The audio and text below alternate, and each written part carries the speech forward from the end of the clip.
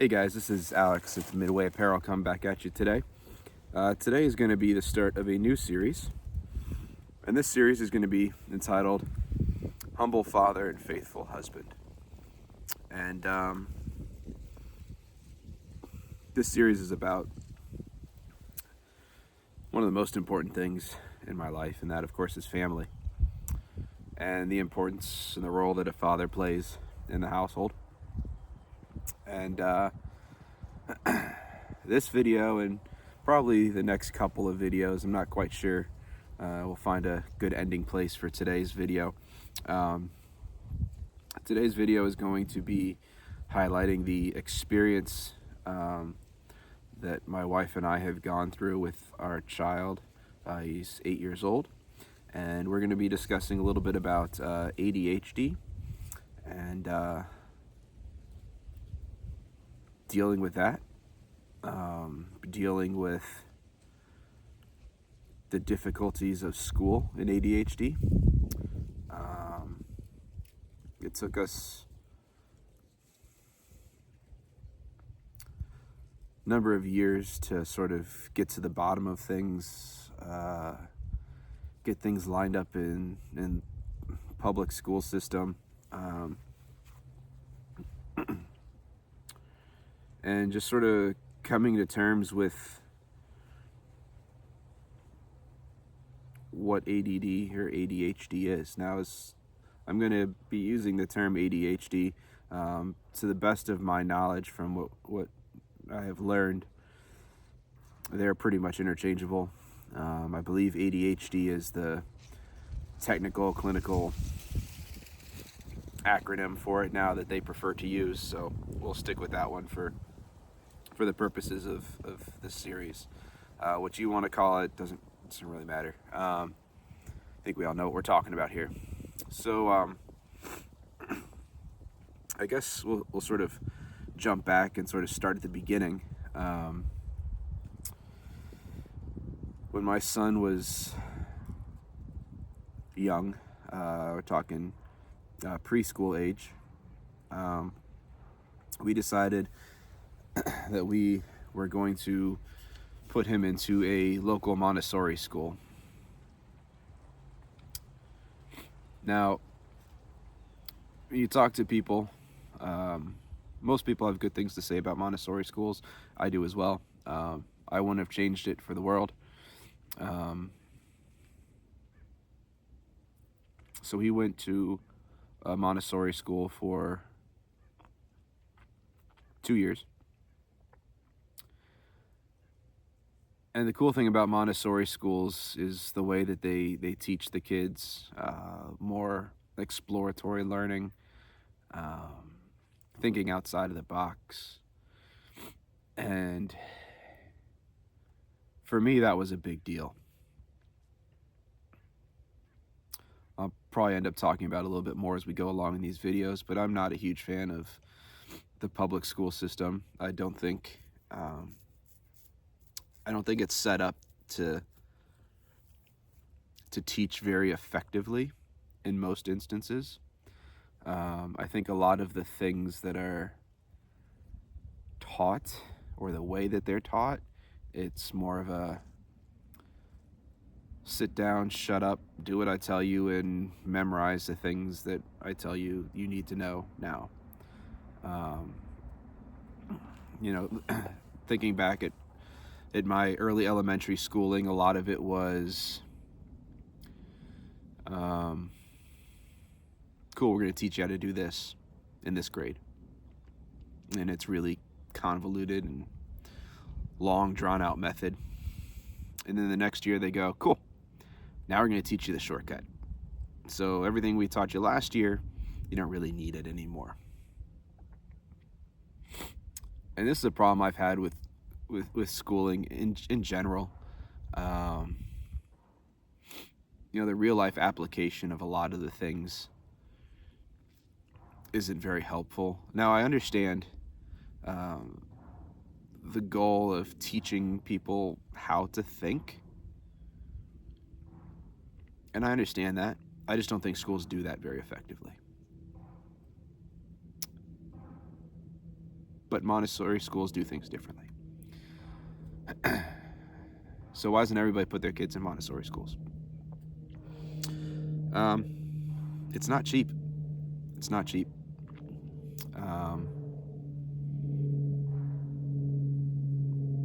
The area that I live in is not very cheap to live in either.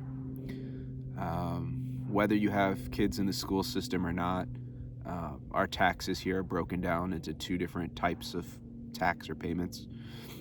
So you've got a property tax, and then you have a school tax, and the majority of it all goes to schools. Just by way of a rough breakdown, we're somewhere around the $10,000 to $12,000 a year in taxes range, which is stupid expensive. But whether you have a kid in the school system, whether they're using the school system or not, you're still paying that much. Now, if you put your kid in a Montessori school, you do not get any discounts on your tax credit or your tax payments for the school district. So you're still paying, again, for me, it's roughly around $8,000 a year for school. And then for Montessori school, in those early years, it was another $10,000 a year, which is a lot. And those were half days. Those weren't full days, which I wouldn't want a full day at that age anyways, but nonetheless. So that's prohibitive. But it allows for smaller classes, and it allows for all the, the better learning opportunities and all that kind of stuff. But after a couple of years of that, you're really scraping by. So he went to Montessori school for 2 years, and we were going to put him through a third year into kindergarten before we moved him into the public schools. And at the time, his teacher had expressed the concern that he was not ready for their kindergarten program, and they wanted him to repeat pre-K. And I was not going to do that, partly due to the expenses, and to be quite frank, quite honest, hearing as a parent that your child essentially is not smart enough or developed enough to do X, Y, or Z, it hurts. That's a pride thing, though. That's going to be a theme here. Your pride as a parent does not help your kids. So just something to keep in mind as we go along with this story. So instead of putting him into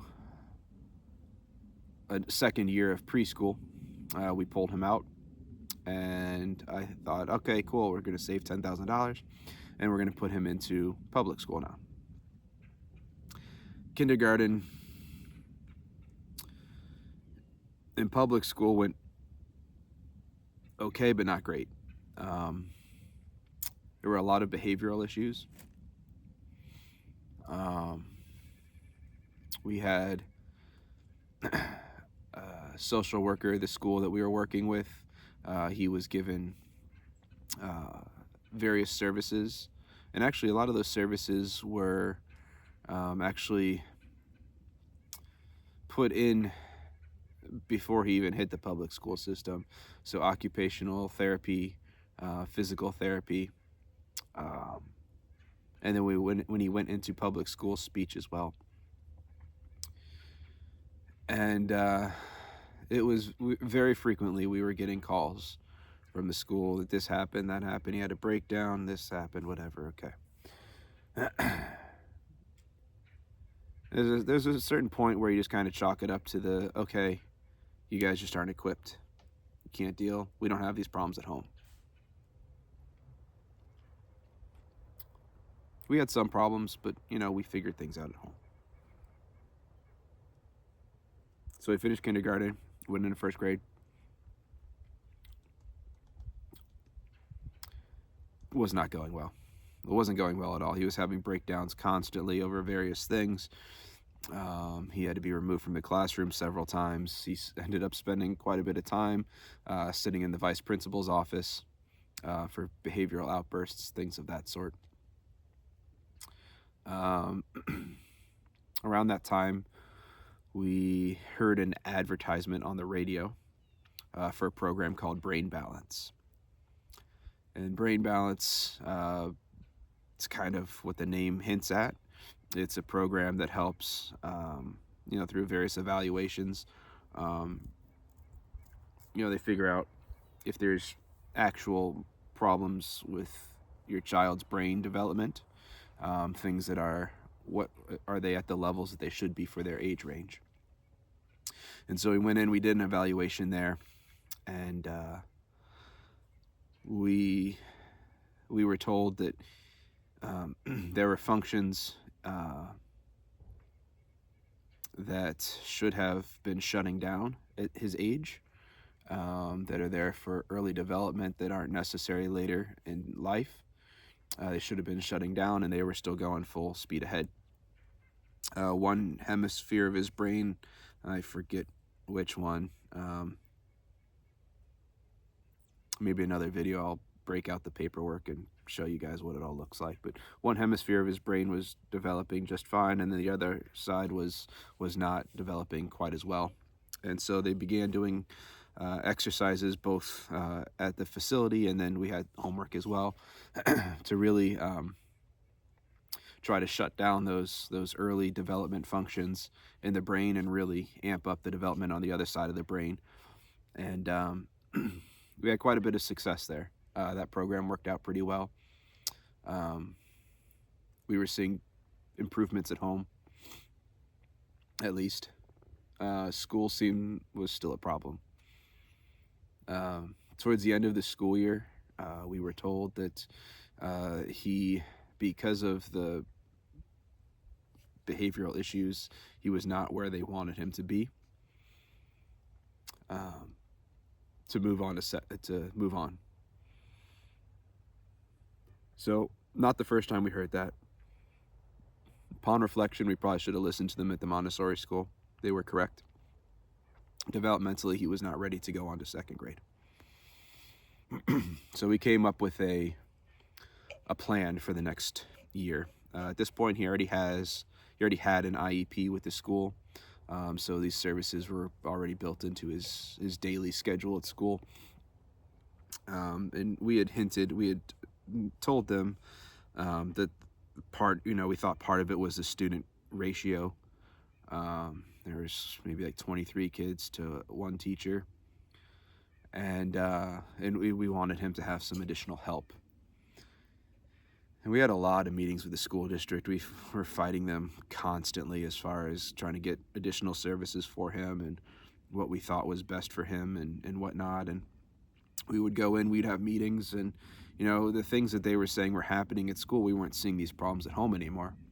And so we would tell them what we were doing at home. That would sort of snap them out of it as far as talking.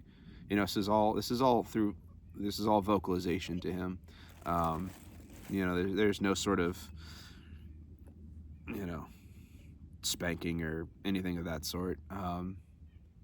We believe strongly in the idea that he is able to comprehend what we're telling him. We wanted him to really develop these self-control behaviors.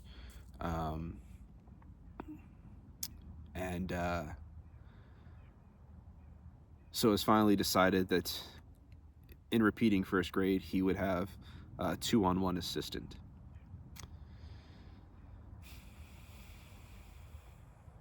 So, cool. Good additional help in the classroom for him and one other student. And they would have somebody that would be able to work with them, pull them out if they needed to. We're supposed to follow him around during the day and help him out as need be. School year starts, and he had a 2-on-1 for a couple of weeks, and then she was pregnant and she gave birth after about two weeks on the job.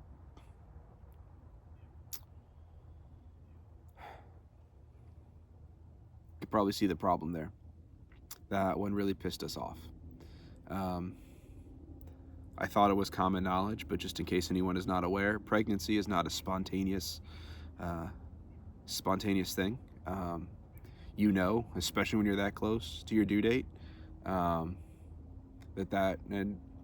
nothing against that 2-on-1 assistant, but the school district, that's wrong. By the time we had our meeting with them around Christmas break, around Thanksgiving, I guess it was, they had told us that he was doing worse this time around in first grade than he did the previous time, and that they were really concerned. And they wanted us to go through and do a whole bunch of evaluations and things.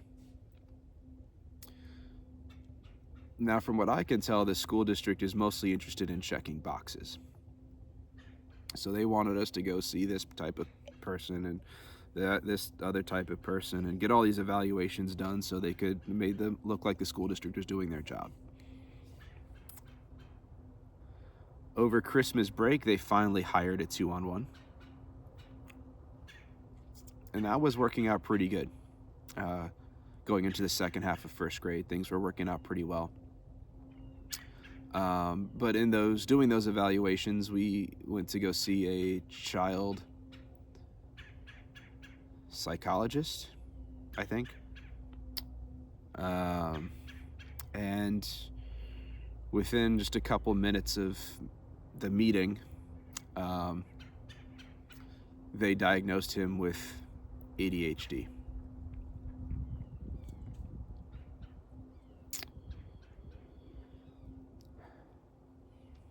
Now, again, here comes that pride thing.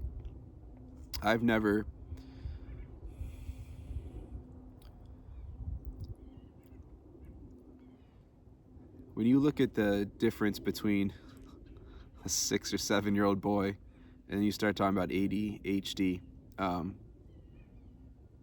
I never understood how you could look at them and say, oh yeah, this kid's got ADHD.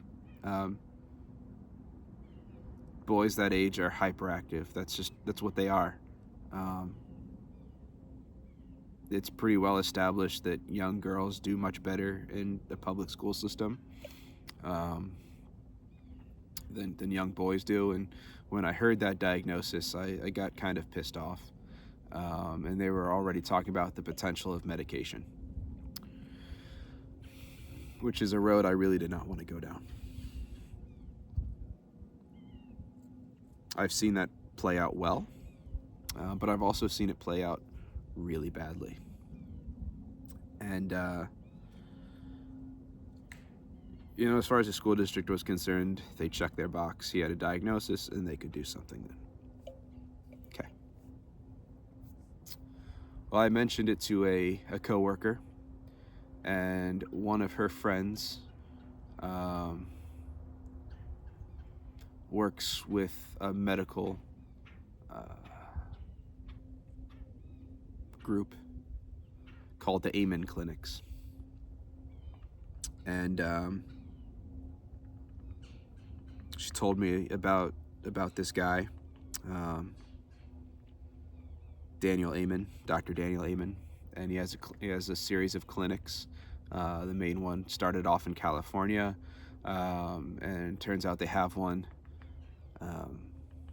They have an office in New York City, in Manhattan, and where we live, we can hop on a train 20 minutes from our home and take the train for about an hour and end up in Grand Central Station. And their facility was walking distance from there.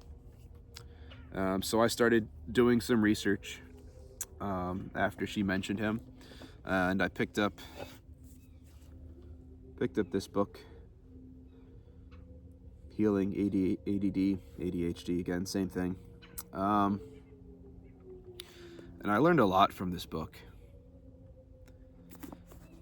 Among the many things that I learned, there's not just one type. There's many types.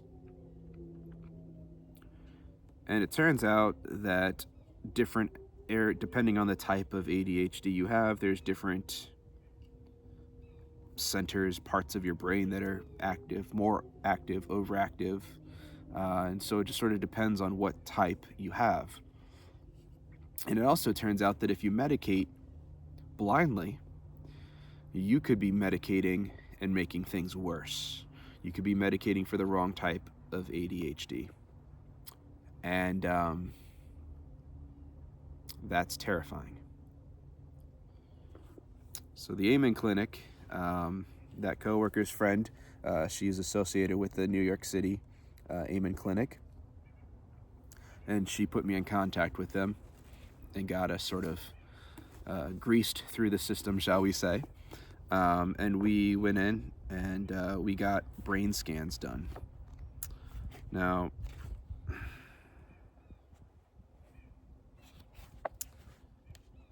there's different things that you can see in the brain scan. So just looking through this book real quick, I want to try to find a quick photo to show you, but we can go more in depth on these types of things later on. So you end up with an image kind of like this, right? So that looks at blood flow in the brain, and you want to see, it shows you how healthy the brain is, making sure that there's proper blood flow throughout the brain. And my son's scan, as far as blood flow goes, looked great. Good. The other scan shows activity in the brain. So they can do different types of, so there's sort of an at rest to see what the normal activity in the brain looks like.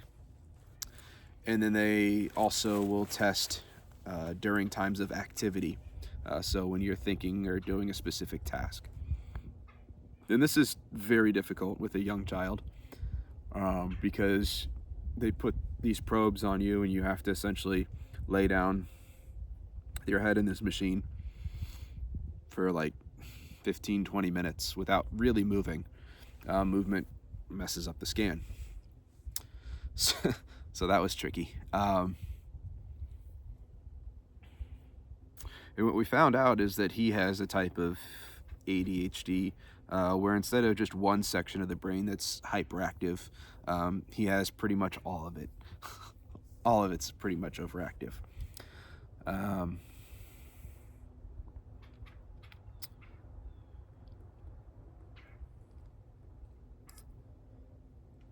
So that's good information. Good information to go on. I think I'll save the rest of the process, shall we say, what we've done about it, where we're at now. I'll save that for another video. This one's running a little bit on the longer side already. Now the biggest trick here is these scans. I will vouch for them. They are very effective. They give you very good to know information. Again, you're not blindly treating anymore once you have this information. This was done months ago, and we are still battling with the insurance company as to whether or not they will cover these scans. Going into it, I did not expect them to. It was important enough to us that these scans be done and that we know what we're working with. But everything said and done was roughly around $3,000. Not cheap. The brain balance program, several $1,000s as well. I think that was another $10,000 or so that we put into that program as well. And again, did great things for him.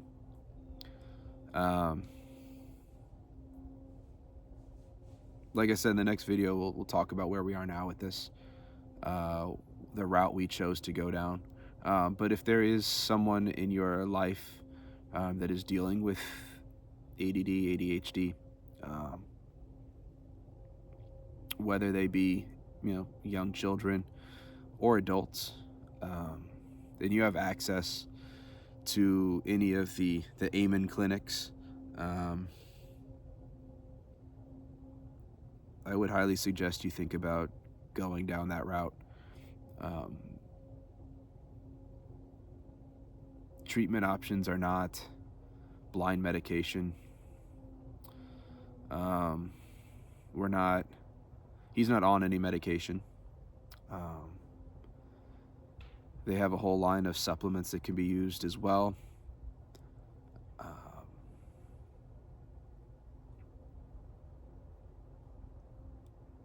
Just, it's good information to know. So, especially for kids, things have improved in school. I'll just sort of leave this video at the end of the school year, at the end of his second round of first grade. We had told them what we had done with the diagnosis of ADD, and they were shocked. They were not expecting us to do anything with that information. We gave them copies of the scans. We gave them copies of the notes from the doctor. We gave them we gave them copies of the supplements that he's on, and everything that we have done in that regard. And it threw them for a loop. They were not expecting that.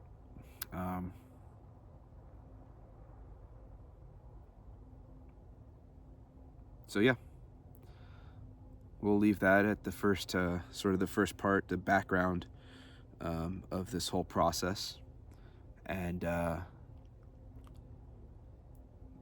again, if it's in your means, especially for kids, especially for young kids, the skills that they learn at this young age make all the difference for them.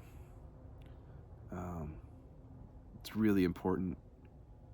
And if, bringing children into this world, we owe it to them to help them be the best that they can be. So that's all for this video. We'll see you guys in the next one. It'll come out sometime in the next couple of days, probably, as far as where we are. Coming up on Christmas break, so the first half of the school year is coming to an end. So yeah, we'll see you guys in the next video.